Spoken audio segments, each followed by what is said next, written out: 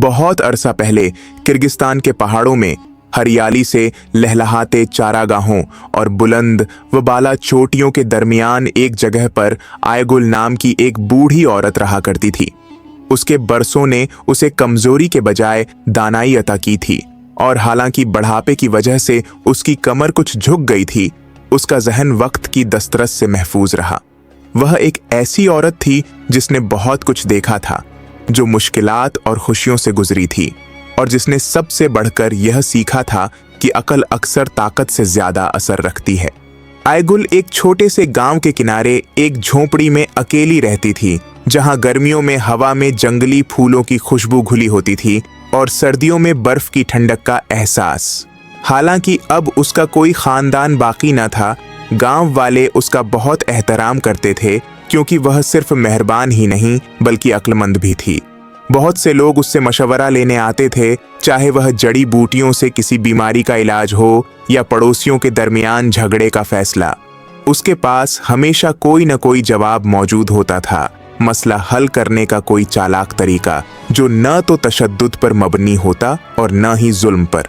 यह आम तौर पर माना जाता था कि आयगुल ने अपने घर में एक छोटा सा खजाना छुपा रखा है, सोने के सिक्के और कीमती यादगारें जो उसे उसके मरहूम शौहर से मिली थीं, जो कि एक मुअज्जिज ताजिर था।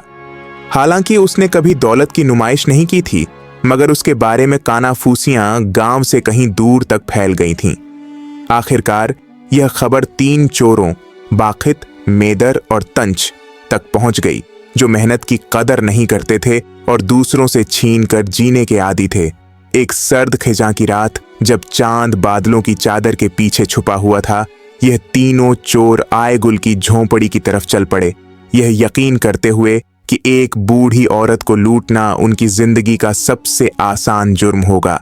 वह नहीं जानते थे कि वह ताकत से नहीं बल्कि जबरदस्त चालाकी से शिकस्त खाने वाले हैं। आयगुल अपनी झोंपड़ी के अंदर बैठी थी, एक मोटे ऊन के शाल में लिपटी हुई, गर्म चाय के कप की चुस्कियां लेती हुई, जबकि साथ में आग जल रही थी। रात खामोश थी, सिवाय कभी कभार किसी बिल्ली की ऊंची आवाज के या सूखे पत्तों के सरसराने के जो हवा में उड़ते फिर रहे थे। उसे कुछ वक्त से यह एहसास हो चुका था कि कोई मुसीबत आने वाली है। बाजार में अजनबियों का देर तक ठहरना, मुसाफिरों की कानाफूसियां, जो चोरों की बात कर रहे थे जो देहातों में घूमते हैं, उसने यह सब नोट किया था। जब उसने बाहर हल्की सी कदमों की आहट सुनी तो वह नहीं घबराई, बल्कि उसने अपने कप को एहतियात से नीचे रखा और खुद से मुस्कुरा दी। तेजी से उसने अपनी झोंपड़ी के कोने से एक पुरानी लकड़ी की संदूक निकाली और उसे कमरे के बीचों बीच रख दिया। उस पर मोटी ऊन की चादर डाल दी। फिर उसने उसके करीब एक छोटा सा स्टूल रखा और उस पर बैठ गई। एक ऐसी आवाज में जो बाहर छुपे लोगों तक पहुंच सके, वह बोलने लगी। अरे प्यारे पोते, उसने बनावटी आह भरते हुए कहा, मेरे दिल की ख्वाहिश है कि तुम आज रात यहाँ होते। सड़कें खतरनाक हैं और चोर सायों में छुपे बैठे हैं, मगर कोई बात नहीं। अगर कोई बदमाश अंदर आने की जुर्रत करे तो मेरे पास उनसे निपटने का एक तदबीर है।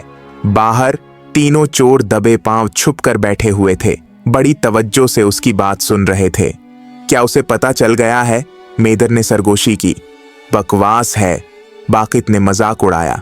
वह एक बूढ़ी औरत है, शायद हमेशा अपने आप से बातें करती रहती है। मगर तंच, जो उनमें सबसे ज्यादा होशियार था, ने माथे पर बल डालते हुए कहा, चालाक लोग हमेशा सबसे ज्यादा खतरनाक होते हैं। उसने धीरे से कहा। फिर भी लालच उन पर हावी हो गया और उन्होंने अपने मंसूबे पर अमल करने का फैसला किया। जब बूढ़ी औरत अपनी चाय का लुत्फ उठा रही थी, 3 लालची चोर उसकी झोंपड़ी के बाहर छुपे हुए थे, उसके फर्जी खजाने को चुराने के लिए बेताब। वे झोंपड़ी में घुस आए, यह उम्मीद करते हुए कि शायद वह डर जाएगी या शायद कोई चीख निकलेगी, मगर इसके बजाय उन्हें आयगुल का चेहरा मुस्कुराते हुए उनकी तरफ देखते हुए नजर आया। आह मेरे पोते, तुम आखिरकार वापस आ गए, उसने कहा और खुशी से अपने हाथ आपस में बजाए। चोरों ने कुछ पल के लिए हिचकिचाया। क्या? बाकित ने अचकचाते हुए कहा। आयगुल ने उन्हें ऐसे देखा जैसे उसकी नजर बुढ़ापे की वजह से कमजोर हो गई हो। क्या तुम वही मुहाफिज नहीं हो जो मेरा बेटा मुझे बचाने के लिए भेज रहा था?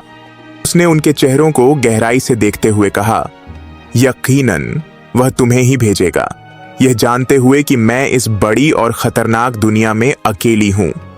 तीनों आदमियों ने एक दूसरे की तरफ देखा। बिल्कुल, हम तुम्हारे मुहाफिज हैं, मेदर ने चेहरे पर बनावटी मुस्कान के साथ कहा। हाँ, हम तुम्हें बचाने आए हैं। शानदार, आयगुल ने खुशी से कहा। तो फिर तुम्हें मेरी मदद करनी होगी। मेरे खजाने को किसी महफूज जगह पर छुपाना जरूरी है। मैंने सोने से भरा हुआ एक संदूक तैयार किया है, लेकिन मैं इतनी बूढ़ी हो गई हूं कि उसे खुद नहीं उठा सकती। क्या तुम, मेहरबान और ताकतवर जंगजू, एक बूढ़ी औरत की मदद करोगे और उसे जंगल में दफना दोगे ताकि कोई चोर कभी उसे न ढूंढ सके? चोरों को अपनी किस्मत पर यकीन नहीं आया। वे झोंपड़ी में खजाना तलाशने का इरादा लेकर आए थे, मगर यहां तो बूढ़ी औरत खुद उन्हें सोने से भरा संदूक थमा रही थी। जल्दी से उन्होंने भारी संदूक उठाया और अंधेरे में लड़खड़ाते हुए बाहर निकल गए। आयगुल ने उन्हें जंगल के उस गहरे हिस्से की तरफ रास्ता दिखाया जहां रात के वक्त यहां तक कि सबसे बहादुर शिकारी भी जाने से कतराते थे। सीधे चलते जाओ जब तक कि खुली जगह में मौजूद कुएं तक न पहुंच जाओ, उसने हिदायत दी। वहीं पास में गहरा खोदना, वहां की मिट्टी नरम है, मगर रात के वक्त जो रूहें यहां भटकती हैं उनसे बचकर रहना। चोरों ने उसकी वार्निंग पर हंसी उड़ाई और तेजी से जंगल के अंदर बढ़ गए। उनके बाजू संदूक के वजन से थक चुके थे, मगर जैसे ही वे गहरे जंगल में दाखिल हुए, दरख्त और ज्यादा घने होते गए। उनकी शाखें आसमान की तरफ हड्डियों की तरह बढ़ती हुई महसूस हो रही थीं। हवा पतों के बीच धीमे धीमे सरसराने लगी थी और दूर से एक भेड़िए की आवाज सुनाई दी, एक लंबी, उदास कर देने वाली हुंकार जो उनकी रीढ़ की हड्डी में ठंडक भर गई। मेदर सबसे पहले बेचैन हुआ। क्या हम यकीन से कह सकते हैं कि यह सही रास्ता है? उसने बड़बड़ाते हुए कहा। चुप रहो और चलते रहो, बाकित ने तेज आवाज में कहा। जितनी जल्दी हम इसे दफनाएंगे उतनी जल्दी यह खजाना हमारा हो जाएगा। लेकिन जब वे आखिरकार कुएं तक पहुंचे, उनका जोश गुस्से में बदल गया। उन्होंने चादर हटाई और संदूक का ढक्कन खोला, लेकिन अंदर कुछ भी नहीं था, सिर्फ एक खाली संदूक पड़ा था। उसने हमें धोखा दिया, बाकित ने गुस्से से दहाड़ते हुए संदूक को इतनी जोर से लात मारी कि वह गहरी आवाज करता हुआ कुएं में जा गिरा। फिर उन्होंने सुना, दरख्तों में सरसराहट, आवाजों की धीमी धीमी फुसफुसाहट, न बहुत करीब न बहुत दूर, बस एक रहस्यमयी नरमी के साथ। ये रूहें हैं, तनच ने फुसफुसाते हुए कहा, आयगुल की वार्निंग याद करते हुए। चाहे यह उनके अपने गुनाहों का एहसास था या रात का कोई रहस्यमयी धोखा, डर ने उन्हें पूरी तरह जकड़ लिया। बिना कुछ कहे सुने वे दौड़ पड़े, अपने फावड़े वहीं छोड़कर जड़ों से ठोकर खाते हुए गांव की तरफ बदहवास भागने लगे। इसी दौरान आयगुल अपने चूल्हे के पास बैठी थी, चाय की चुस्कियां लेते हुए, चेहरे पर इत्मीनान भरी मुस्कान के साथ।